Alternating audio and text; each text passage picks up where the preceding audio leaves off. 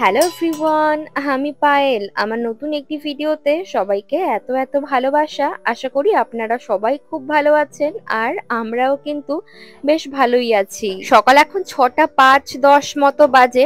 ঘুম থেকে উঠেই আমি জানলা খুলে বাইরে এসে দেখছি দিনের আলো আসতে এখনো বেশ কিছুটা সময় বাকি। বাইরে দেখুন, দু একটা লোক বাদে একেবারে লোকশূন্য চারপাশ। এই দিকটায় উঠবে সূর্য। আমাদের বাড়ির এই পেছন দিকটা হলো পূর্ব দিক, আর আমরা থাকি তার অপোজিটে। যাই হোক, বাইরের আবহাওয়া যা দেখছি মনে হচ্ছে ঠান্ডা মোটামুটি বেশ ভালোই থাকবে। ছুটির দিনগুলো যে কেন এমন হয়, মেঘলা আকাশ, সূর্যের দেখা পাওয়া যায় না, চারদিক কেমন একটা যেন আচ্ছন্ন আচ্ছন্ন থাকে, ভালোই লাগে না, ধুর বিরক্ত লাগে বড্ড। যাই হোক, আমি এখন আর শোবো না, খাবার দাবার গুলো গুছিয়ে নিয়ে চলুন ঝটপট আমরা বের হব। আমাদের বের হবার কথা ছিল 8:15-র মধ্যে, কিন্তু আরো 15 মিনিট লেট হয়ে গিয়েছে। বুঝতেই পারছেন, সাথে বাচ্চা কাচ্চা থাকলে সবাই যেহেতু এক জায়গা থেকে তারপরে উঠিনি, একটু একটু করে গিয়ে গিয়ে সবাইকে পিক আপ করতে হয়েছে, ওই জন্য আর একটু সময় গিয়েছে। যাই হোক, লোকনাথ বাবা উনি আমাদের সঙ্গেই আছেন। আমরা যখনই কোথাও ঘুরতে যাই, কাছে দূরে আমরা যেখানেই যাই না কেন, লোকনাথ বাবাকে সবসময় সঙ্গেই রাখি। কোথাও একটা আমি পড়েছিলাম জানেন তো, যে লোকনাথ বাবার উক্তি একটা এরকম ছিল, রণে বনে জঙ্গলে যেখানে বিপদে পড়িবে আমাকে স্মরণ করিবে। ওই কথাটা আমি খুব মেনে চলি। সেটা অনেক ছোটবেলার কথা, আমি কোথাও একটা পড়েছিলাম, তো ওইখান থেকে লোকনাথ বাবার প্রতি আমার একটা বিশ্বাস জন্মে গিয়েছে। আমরা এখন একটা পার্কিং এ দাঁড়িয়েছি। দেখুন কত গাড়ি এখানে সারি সারি, যদিও সব গাড়িগুলো ট্রাক, বাস বা প্রাইভেট কার সবই সারি সারি করে সাজানো রয়েছে সুন্দর মতো করে। আর পেছনটা দেখুন কত এখানে ড্রিম বক্স রয়েছে, প্রচুর প্রচুর বমি বাঙ্গা রয়েছে, সব বমি ফেলার আলাদা আলাদা জায়গা রয়েছে। তো এখানে চা, কফি, স্ন্যাক সবই পাওয়া যায়। একটু একটু করে ব্রেক নেয়, যেহেতু এটা হল্ট, আমরা এখন হাইওয়েতে আছি। একটু একটু করে আমরা এই পার্কিং জোনগুলোতে এসে খাওয়া দাওয়া কিছু তুলবো, আর জল টল নেব, যাদের চা কফি খাওয়ার তারা সেটাও খাবে, দিয়ে রেস্ট করে বাথরুম ইউজ করে আবার যাব নেক্সট গন্তব্যে। আর বেশ ঠান্ডা পড়েছে, তাই মেয়েকে ওই গাড়ির মধ্যে নিয়ে আমি সোয়েটারটাও পরিয়ে দেবো। গাড়িতে করে দূরে কোথাও গেলে গাড়ির মধ্যে গান চলবে না, এটা তো হতেই পারে না। তো আমাদের দেশের সব থেকে জনপ্রিয় বলিউড সং সেটাই চলছিল, আর সেই তালে তালে আমরা বেশ হাত পা নাড়ছিলাম, মানে গাড়ির মধ্যে বসে বসে যতটুকু আর কি নাড়ানো যায় সেই মতো। আর সকালের টাইমটা যেহেতু মিহির এটা জেগে থাকার সময় নেয়, ঘুমেরই সময়, তাই ওকে আমি কোলে করে ঘুম পাড়িয়ে তারপর বেবি সিটে দিয়ে দিয়েছি, মুখে প্যাসিফায়ার দিয়েছি, ও দিব্যি সুন্দর মতো ঘুমোবে। আর সেই সাথে রাস্তায় যেতে যেতে এত সুন্দর দৃশ্য, আমরা যেহেতু টোকিও ছেড়ে অনেকটা ভেতরের দিকে চলে এসেছি, আর এটা আসলে সাইতামার গ্রাম, তো এটা পার করে আমরা যাব গুম্মা প্রেফেকচারে। তো সেখানে একটা মিকান ফিল্ড রয়েছে বা কমলা লেবুর বাগান, তো সেখানেই আজকে আমাদের যাওয়ার উদ্দেশ্য। রাস্তায় যেতে যেতে এত সুন্দর দৃশ্য, ছোট্ট ছোট্ট বাড়ি, বাড়ির সামনে গাছপালা, ফলমূলের গাছ, আবার চাষের জমি, ট্রাক্টর দিয়ে জমিগুলোর মাটিগুলোকে এইভাবে উপড়ে দিয়েছে, হয়তো পরবর্তী ফসলের জন্যই প্রস্তুতি নেওয়া হচ্ছে। এত ভালো লাগছে, এখানে পলিউশনও যথেষ্ট কম। এমনিতেই জাপানের সর্বত্রই পলিউশন কম, তার উপরে আবার এরকম গ্রামগুলোতে যেহেতু সবুজের আধিক্য বেশি, চাষবাস বেশি, চারিদিকে পাহাড়, তারপর উঁচু উঁচু বিল্ডিং নেই, গাড়ি ঘোড়াও কম চলে, তো এই কারণে এখানকার ওয়েদার বা পরিবেশ আরো মনোরম লাগে আমার কাছে। রাস্তায় চলতে চলতে কত ছোট ছোট গ্রাম, চাষের জমি, পাহাড় দূরে দেখা যাচ্ছে, গাছপালায় ঘেরা মাঠ, দুপাশে ঘাস আছে, এমন সরু সরু রাস্তা দিয়ে আমরা ছুটেছি, আর এত ভালো লাগছে দেখতে, যেন সেই একদম দেশের মতো একটা ভাইবস পাচ্ছি। আমরা এখন যেখানে থাকি সেই জায়গাটা তো আপনারা প্রত্যেকদিন সকালবেলা একবার করে দেখেন, তো সেটা খুবই ঝকঝকে তকতকে, বড় বড় বিল্ডিং ওয়ালা চারপাশ। আমরা এখন যেখানে থাকি সেই জায়গা তো আপনারা প্রত্যেকদিনই ভ্লগের মাধ্যমে একটু একটু করে দেখেন, তবে সেই জায়গার থেকে বুঝতেই পারছেন এই জায়গাগুলো একেবারেই বিপরীত, যে কারণে আমার বেশ একটা অন্যরকম লাগছে। আর চারপাশের দৃশ্য আমরা সবাই এত উপভোগ করছি, গান টান বন্ধ করে দিয়ে আমরা নিজেদের মধ্যে কথা বলছি আর চারপাশ নিয়ে আলোচনা করছি। একবার শুধু কল্পনা করুন, কি অদ্ভুত সুন্দর, তাই না? যেখানে কোনো যানজট নেই, দূষণ নেই, গাড়ি ঘোড়ার শব্দ নেই, শুধু সবুজ সবুজ, আর দূরে দেখা যাচ্ছে পাহাড়, আর মাথার উপরে গোটা নীল আকাশের ছাদ। আর যেহেতু বেলাও খুব একটা হয়নি, তাই বেশ একটা ঠান্ডা ঠান্ডা আমেজ যেমন আছে, মিষ্টি রোদ্দুরও আছে।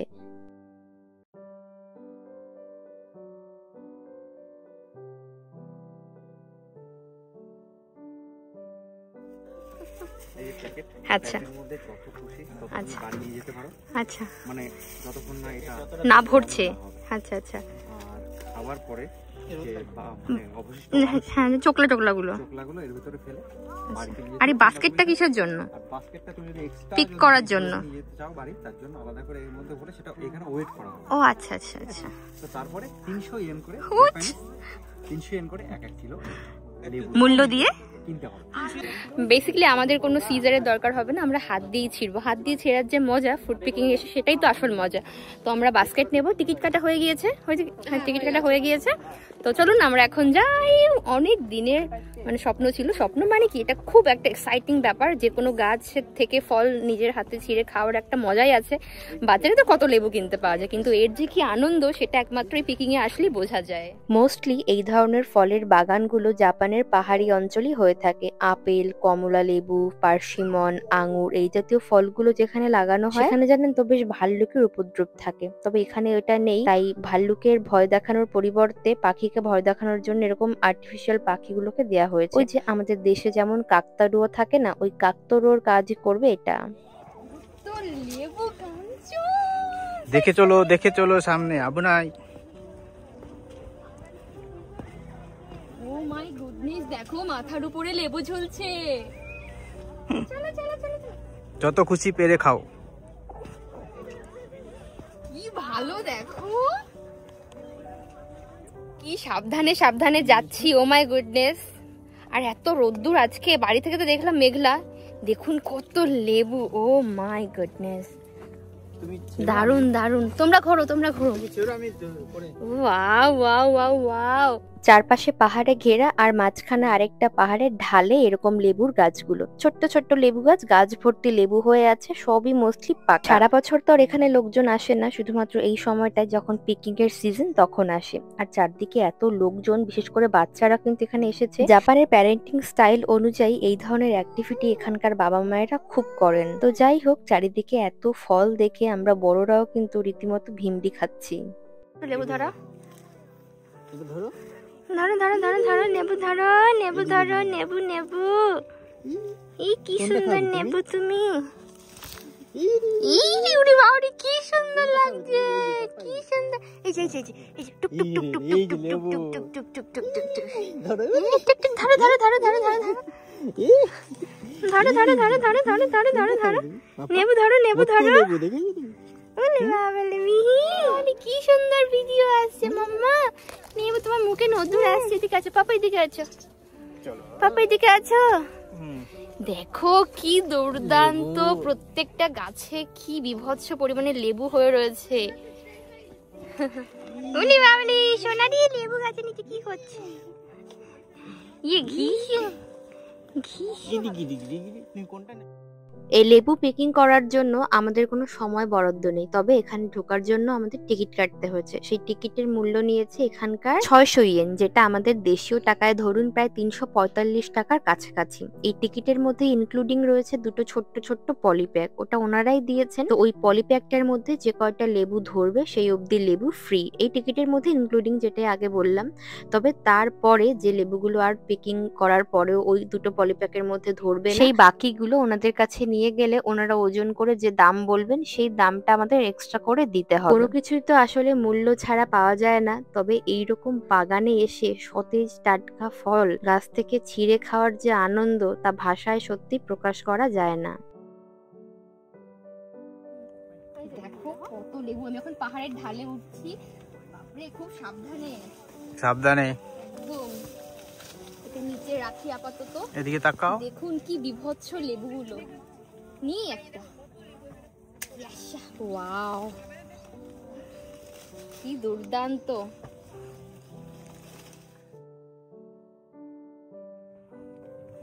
সব থেকে বড় ব্যাপার দেখুন, এখানে কত লেবু। দেখুন এখানে পচে রীতিমতো মনে হয় সারই হয়ে যাবে। এই সার থেকে আবার লেবু তৈরি হয়, মানে লেবু গাছের সার হয়ে যাবে।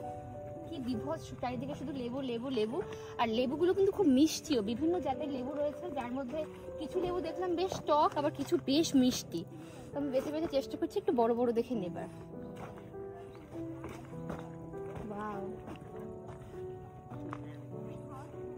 এখানে দেখো, এই থোকাটা দেখো, এখানে একটা নেই। নাও ইয়াশা, এই যে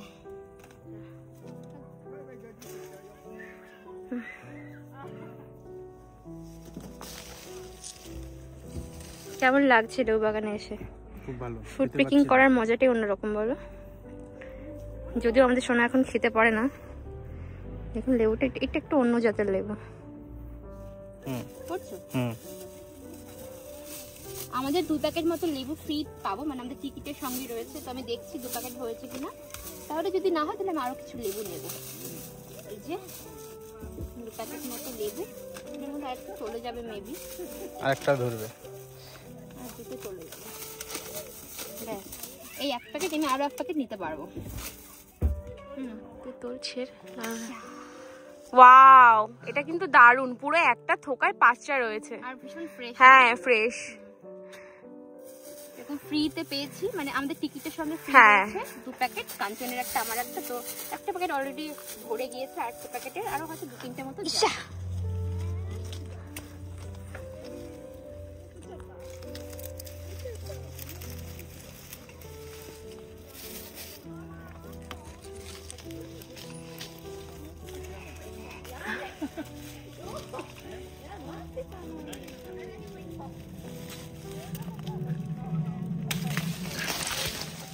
ইশা পড়ে গেল, ইশা।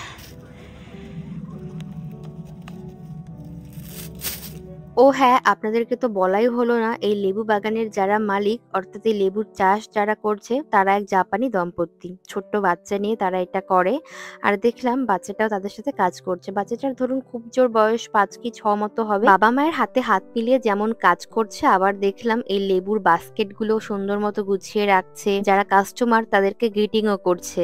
আমরা 3 জন, তাই আমাদের লেবুর প্যাকেটের সংখ্যাও 3টে। মিহির একটা, মিহির মাম্মার একটা, মিহির পাপার একটা। আর ওই যে আগের ভ্লগে আপনাদেরকে যেমন বললাম যে আমরা ঘুরতে আসবো বলে খাবার নিয়ে এসেছিলাম, তো বান্ধবী এনেছে চানা পানির আর তার সাথে নান। কুলচা নয়, এটা হচ্ছে আসলে নান, আর খেতে এত ভালো হয়েছে। সারাদিন পরে এরকম বাড়ির খাবার পেলে পেটটা মনটা সবই শান্তি হয়। যদিও এখন ব্রেকফাস্টের করার সময় নয়, এখন বেজে গিয়েছে বেলা প্রায় 1:30টা মতো। পিকিং সেরেই আমরা গাড়ির মধ্যে বসেই খাওয়া দাওয়া করেছি। আসলে আমাদের ভারতীয় খাবারে যেহেতু স্ট্রং স্মেল থাকে, মশলার কত সংমিশ্রণ, তো এরা তো এগুলো পছন্দ করে না। আর ওটা যেহেতু দাঁড়িয়ে দাঁড়িয়ে খাবার জায়গাও নয়, এখানকার নিয়ম কালচার এগুলোকে তো আমাদের বিদেশি হয়ে সম্মান জানাতেই হবে। তো আমরা ওই জন্য গাড়ির মধ্যে বসেই খেয়েছি। যদিও গাড়ির মধ্যে বসে খেয়ে আমাদের একটু সুবিধাই হয়েছে, আমরা প্রাইভেসি মেনটেন করতে পেরেছি, এছাড়া গল্প করতে করতে খেতেও পেরেছি। তো যাই হোক, ওদিকে মিহি ঘুমোচ্ছিল, আমরা খাওয়া দাওয়া সেরে ফ্রেশ হয়ে আবার চললাম নেক্সট গন্তব্যের উদ্দেশ্যে। এই রঙিন পথ পেরিয়ে আমরা এখন যেখানে যাচ্ছি সেটা মূলত একটা ফল সিজনের জন্য বিখ্যাত জায়গা, একটা ব্রিজ নতুন তৈরি হওয়া, তো সেখানেই আমরা এসেছি। আমরা এখন একটা ব্রিজ দেখতে এসেছি। এই ব্রিজটা 2020 সালে তৈরি হয়েছিল, বেশ সুন্দর এই দামটা, আর এমন জায়গায় তৈরি না, ব্যাপারটা খুব রোমাঞ্চকর। আর সব থেকে সুন্দর হচ্ছে চারপাশে এত উঁচু উঁচু পাহাড় রয়েছে, পাহাড়ের গায়ে যেসব রঙিন পাতাওয়ালা গাছ রয়েছে, আই মিন ফলের সিজনে এই গাছগুলো পুরো রঙিন হয়ে যায়। আমার সামনেই রয়েছে খুব সুন্দর একটা দৃশ্য, এই দেখুন কি মারাত্মক সুন্দর, ভীষণ সুন্দর, কালারটা এত ভাইব্রেন্ট। আর আজকে একটু মেঘলা আকাশ রয়েছে, ওই জন্য বোধহয় রংটা অতটাও সুন্দর বোঝাতে পারছি না। গাছের পাতার রংগুলো যেমন অনন্য, কমলা, লাল, হলুদ, তেমনি এদের আকৃতিও কিন্তু বিভিন্ন রকম রয়েছে, লম্বা, গোলাকৃতি, আবার ম্যাপেল ট্রির মতো কত রকমের গাছ। যতই পথ দিয়ে যাচ্ছি ভেতর দিকে, ততই যেন মনে হচ্ছে কোনো এক আমি রঙিন রাজ্যে চলে এসেছি। দেখুন একবার কি মারাত্মক রকম ভাইব্রেন্ট কালারগুলো, কোথাও লাল, কোথাও সবুজ পাতা, আবার কোথাও হলুদ, কমলা, সবকিছু মিলেমিশে একটা মানে একটা দুর্দান্ত পরিবেশ। একবার দেখুন এটাকে, কি সুন্দর, পুরো মনে হচ্ছে কোনো শিল্পী যেন তার নিজের হাতে এই সমস্ত গাছগুলোতে রং করে দিয়েছে। ভীষণ সুন্দর লাগছে দেখতে। আবার এরকম ঝোপগুলো কিছু কিছু রয়েছে। আমরা এখন জাপানের যে প্রান্তে রয়েছে, এই প্রান্তে আসলে এই ফলের সিজনটা একটু দেরিতে আসে। টোকিওর এপাশ থেকে যেহেতু শুরু হয়, তো এটা একটু পরে আসে, যদিও নিক্কোর দিকটায় অনেকটা আগে আগে চলে আসে। নিক্কোর দিকটা এখন, যদিও নিক্কোর দিকটায় অনেক আগেই চলে এসেছে, কিন্তু আমরা আজকে নিক্কো নয় বরং এই জায়গাটাকে বেছেছি। তো চলুন আমরা এই ব্রিজের দিকে এখন এগিয়ে যাই।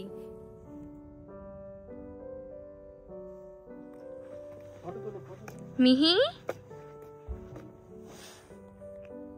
মিহি, আরে কি আনন্দ শোনা, ওর কি আনন্দ।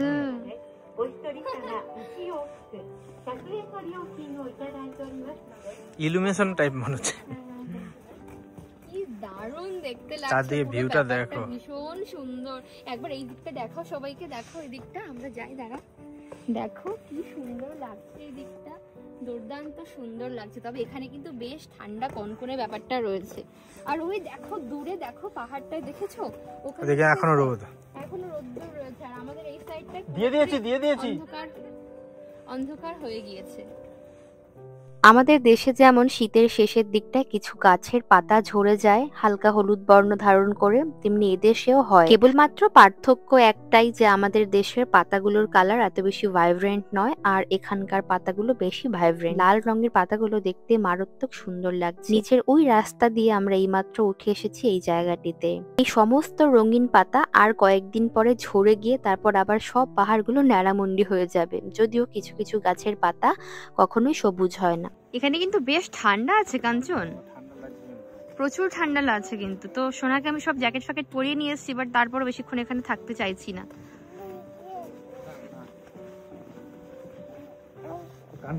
কদিন পরে লাইট আপ হবে, হ্যাঁ একটু পরে লাইট আপ হবে।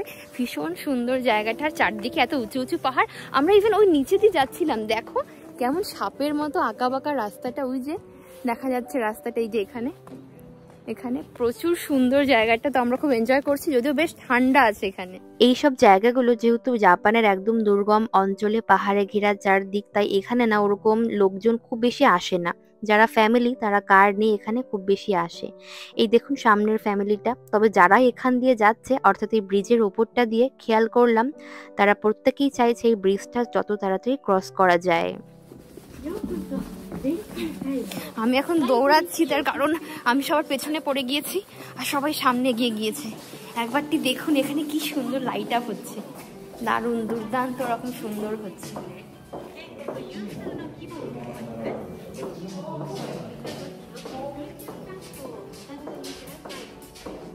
এই টুরিস্ট স্পটগুলোতে যত লাইট দেখছেন, এগুলো না সেই ফেব্রুয়ারি মাস পর্যন্ত এরা টানবে। মানে তখন ওই নিউ ইয়ারের সিজন আসবে, তারপর আরো কিছু কিছু ছোট্ট ছোট্ট অনুষ্ঠান ওরা নিজেদের মধ্যে, ওদের দেশীয় অনুষ্ঠান আর কি, সেগুলো সেলিব্রেট করে। তো সেগুলোর জন্য এই টানা লাইট গুলো কয়েক মাস থাকবে।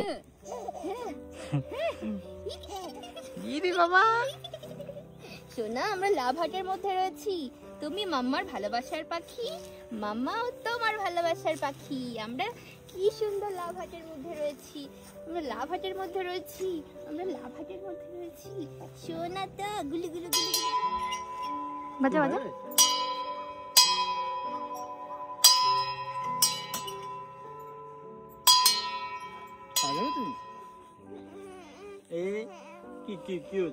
কি হয়েছে সোনা?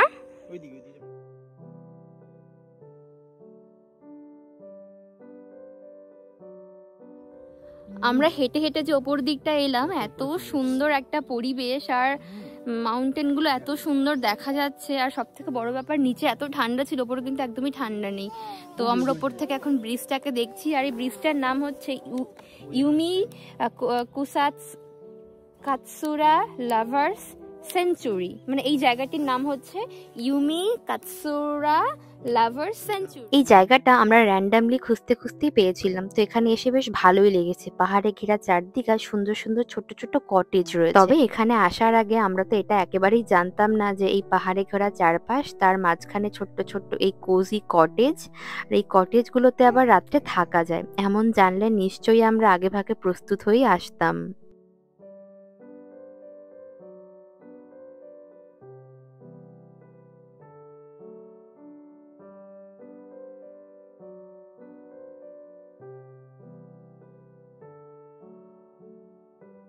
ওরে বাপরে, যা ঠান্ডা পড়েছে, আমরা তো রীতিমতো দৌড়াচ্ছি, মানে প্রচন্ড ঠান্ডা পড়েছে। এই কারণে কাঞ্চনা দৌড়াচ্ছে, আমিও দৌড়াচ্ছি। আর এখানে থাকা যাবে না, সিরিয়াসলি। এখানে আমরাও যেমন মেয়েটাকে তো সেভ করতে হবে, মানে প্রচন্ড ঠান্ডা লাগছে। তো আমরা দৌড়াচ্ছি, গায়ের যে ঘাম হলে একবার শরীরটা গরম গরম হবে। ও আর পারা যাচ্ছে না।